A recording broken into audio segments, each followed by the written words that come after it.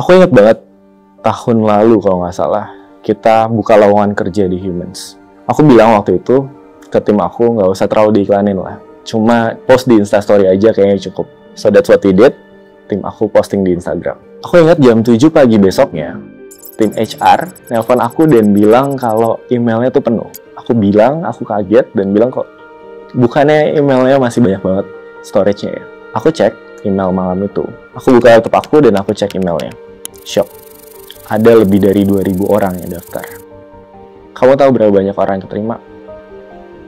Kita cuma butuh 1 orang.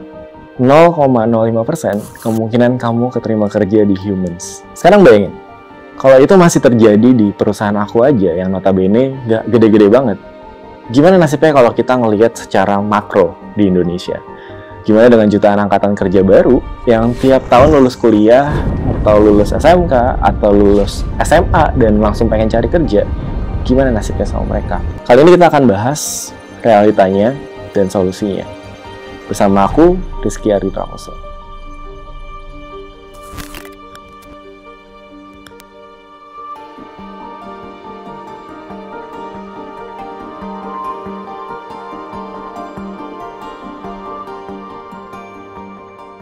Jumlah pengangguran kita saat ini, data dari Agustus 2024 itu ada 7,5 juta orang. Artinya, setiap angkatan kerja baru, lulusan kuliah, yang sekitar 2 juta mahasiswa per tahun, ada lulusan SMK juga sekitar 1,5 juta orang per tahun, itu ketika mau masuk kerja, langsung bersaing sama 7,5 juta orang ini. Setiap tahun, sekitar 2 juta angkatan kerja itu baru masuki pasar kerja, dari lulusan SMA, perguruan tinggi, maupun mereka yang terkena PHK.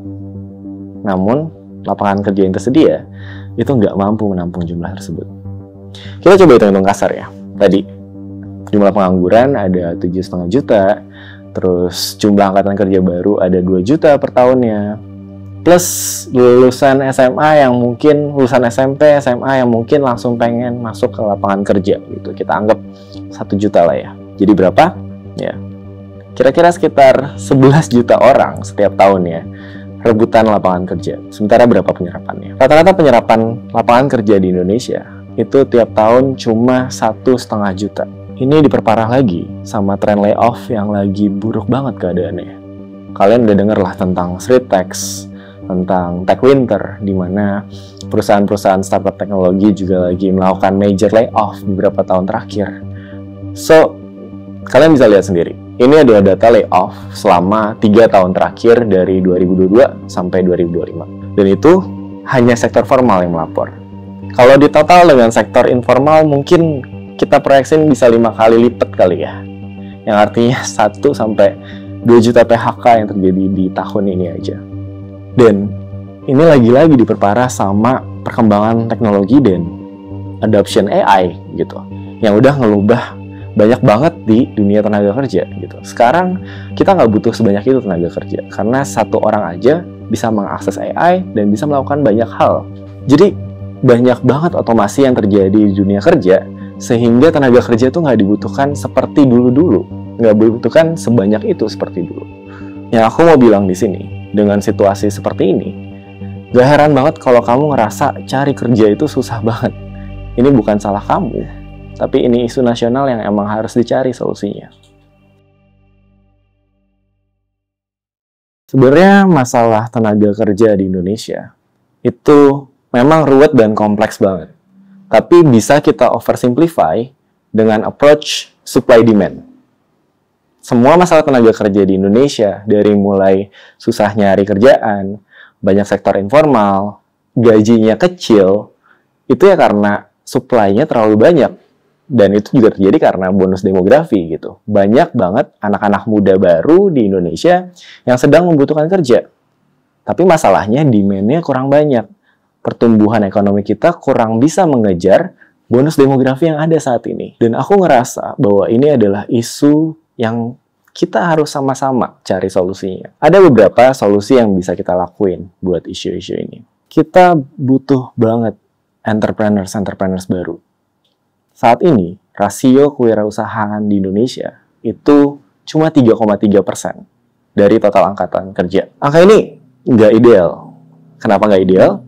Gini ya, 97% tenaga kerja Indonesia itu kerjanya di bisnis kecil menengah, di UMKM. Kalau di total jumlahnya ada sekitar hampir 130 juta orang Indonesia lah, yang kerja di bisnis yang levelnya kecil dan menengah gitu. Kayak tempat makan, kafe, toko, kerja di agensi kecil, dan lain-lain gitu. Sementara, kalau cuma 3% kewirausahaannya, artinya setiap pengusaha itu harus membuka lapangan kerja sekitar 30-33 orang. Di bisnis yang levelnya kecil dan menengah, ini nggak ideal. Karena kalau kita ngomongin restoran kecil aja, kayak warteg atau apa, ya paling mereka cuma punya 3-4 orang yang kerja di sana. Jadi, untuk satu pengusaha punya 30 orang pekerja, itu bukan angka yang ideal. Angka ini, kalau kita bandingin sama negara-negara lain, sebenarnya kayaknya nggak terlalu jauh gitu. Kita ngelihat kayak Malaysia, angka rasio pengusahanya itu 4,8%. Singapura itu 8,8% gitu. Ini kelihatannya kayak nggak beda jauh lah ya, nggak terlalu jauh gitu. Cuma beda 1-2%, cuma beda 2% sama Malaysia. Tapi ini yang kita nggak boleh lupa gitu. Di Indonesia, saat ini kita lagi nggak seksi di mata investor asing. Kita lagi nggak dilirik oleh investor asing. Investor asing itu banyak banget masuk ke negara-negara tetangga kita. Ke Vietnam, ke Thailand, ke Singapura, of course udah dari dulu. Ke Malaysia gitu. Sehingga kalau kita mengandalkan investor asing, lapangan kerja baru yang terbuka di Indonesia itu nggak reliable saat ini. Tapi gimana dengan negara maju gitu, kayak di Eropa? Oke, kalau kita ngomongin negara Eropa kayak Jerman gitu, sebenarnya kewirausahaannya juga nggak gede-gede banget sih. Nggak sampai 10%, sekitar 9% koma gitu. Tapi gini, pertama, populasi mereka tuh nggak banyak. Dan mereka, perusahaan-perusahaan di Eropa, itu gede-gede banget dan multinasional levelnya. Mereka bisa dan siap menerima tenaga kerja yang jumlahnya sampai ratusan ribu orang per satu perusahaan. Kayak di Jerman, ya misalnya ada perusahaan Mercedes-Benz atau BMW gitu. Ya mereka multinational company dan bisa merekrut tenaga kerja yang jumlahnya banyak banget dan bisa diedarkan ke seluruh dunia bahkan tenaga kerjanya mereka. Kita di Indonesia, sayangnya nggak punya industri yang super unggul di level global. Kita juga belum punya cukup banyak lah ya perusahaan yang siap untuk nyerap tenaga kerja dalam jumlah besar. Makanya, jumlah entrepreneur kita yang rendah, ini jadi masalah banget. So, salah satu solusinya adalah meningkatkan rasio entrepreneurship. Dan mungkin nggak cukup 3%. Mungkin perlu hingga 10-12%. Baru mulai ideal. Dimana pada saat itu, ya setiap pengusaha itu berkewajiban untuk merekrut paling nggak 10 tenaga kerja. Itu membuat jumlahnya menjadi ideal. Solusi berikutnya, kabur aja dulu. Ya, kamu nggak salah dengar. Kabur dan cari kerja ke luar negeri itu bisa jadi solusi jangka pendek saat ini. Kalau kita ngelihat ya dari sisi supply and demand, maka masalah tenaga kerja di Indonesia yang saat ini supply-nya terlalu banyak, ini harus bisa disalurin ke luar negeri. Yang negara-negara yang lagi kekurangan tenaga kerja. Negara-negara juga yang dengan demografinya udah mulai menua, yang kehilangan majority of tenaga kerjanya mereka, majority of productive worker-nya mereka gitu. Tapi ini ada masalah baru. Masalahnya adalah tenaga kerja kita, sumber daya manusia kita, itu siap atau enggak? Skill kita, skill kamu, siap atau enggak? Karena beda standarnya. Dan harus standarnya standar internasional. Karena kita bersaing dengan negara-negara lain. Kayak paling gampang aja ya, kayak astagfirullah, belajar bahasa Inggris. Di zaman sekarang bahasa Inggris tuh udah bukan skill yang eksklusif lah ya. Zaman sekarang bahasa Inggris tuh skill wajib yang bahkan jadi survival gitu. Kalau kita nggak bisa bahkan belajar bahasa Inggris, bahasa internasional yang jadi bahasa sehari-hari kita kalau kita mau kerja di luar, ya gimana kita bisa survive dengan yang tadi, kondisi tenaga kerja di Indonesia dan lapangan kerja di Indonesia yang saat ini lagi dalam masalah besar. Susah banget jadinya. Solusi yang terakhir adalah gimana kita, pengusaha-pengusaha yang ada di kelas menengah, itu nggak berhenti berinovasi, nggak berhenti bertumbuh untuk menjadi perusahaan besar. Untuk menjadi usaha dengan skala besar. Sektor bisnis menengah di Indonesia itu menjanjikan banget. Tapi mungkin kelihatannya kita yang paling diabaikan sama negara ini. Karena pengusaha-pengusaha kelas menengah, kita bukan 9 naga yang punya impact yang besar banget dan koneksi yang tinggi banget. Koneksi yang banyak banget ke pemerintah dan ke investor. Sementara kita juga bukan pengusaha kecil yang jumlahnya banyak banget. Sehingga punya bargaining politik yang baik nih kalau pengusaha-pengusaha kecil dan industri dengan skala kecil gitu. Kita yang di kelas menengah kadang ngerasa bahwa kita diabaikan karena jumlahnya nggak terlalu banyak, Tapi sebenarnya potensi paling besar ada di usaha kelas menengah. Karena usaha ini yang sebenarnya sudah siap untuk menjadi besar, tinggal bagaimana semua stakeholdersnya melihat bahwa ada potensi di usaha-usaha yang levelnya menengah. Dan ini stakeholder seperti pemerintah dibutuhkan banget dalam case ini. Pemerintah harus mau turun dan mendengar usaha-usaha kelas menengah punya problem yang real di lapangan. Akses ke investor, bagaimana kita bersaing melawan gempuran ekspor, dan lain sebagainya. Itu adalah masalah-masalah yang harus dicari solusinya.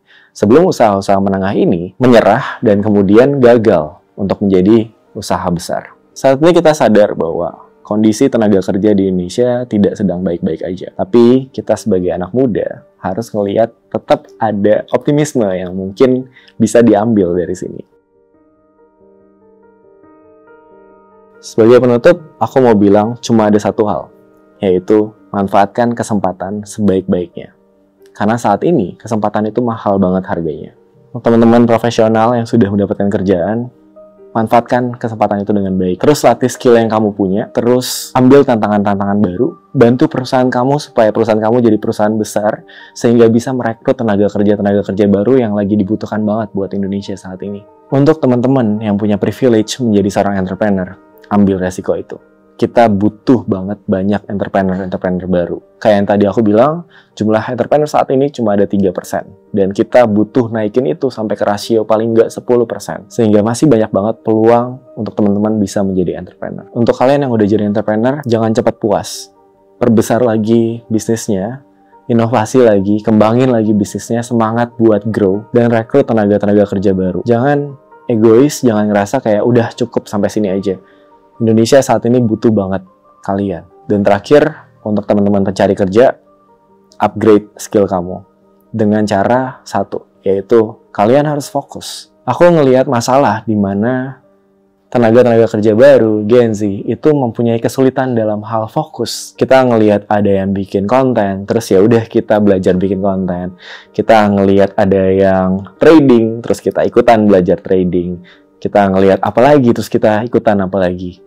Aku selalu bilang bahwa if time is all the resources that you have, then focus is non-negotiable. Teman-teman pencari kerja itu butuh banget satu hard skill yang ngebuat kamu beda dibanding yang lainnya. Dan ketika yang kamu latih cuma sedikit ini, sedikit itu, sedikit yang lain, kamu jadi tidak punya pembeda, tidak punya expertise di satu bidang, satu area, di mana kamu bisa menonjol dibandingkan yang lain. So, skill itu banyak banget. Lihat ke apa yang dibutuhkan oleh industri saat ini, dan fokus. Gak lama kok, fokus mungkin hanya 6 bulan belajar bahasa baru misalnya, 6 bulan belajar bahasa Korea misalnya, atau 6 bulan belajar tentang pemrograman misalnya. Tapi kalau kamu gak fokus, kamu gak akan dapetin skill ini dan kamu gak bisa bersaing di lapangan kerja yang saat ini lagi susah banget untuk didapetin. Ini adalah masa yang sulit untuk kita orang Indonesia. Kita ngelihat ekonomi sedang tidak baik-baik saja, lapangan kerja sedang tidak baik-baik saja, pasar saham drop sampai 7% karena investor asing pada keluar dari Indonesia. So, hal terakhir yang bisa menyelamatkan kita adalah diri kita sendiri. Gimana kita bisa melihat satu sama lain dengan empati dan bergandengan tangan untuk kita bisa melewati ini sama-sama. Aku Rizky Adi Prakoso dari Malaka. Thank you for watching.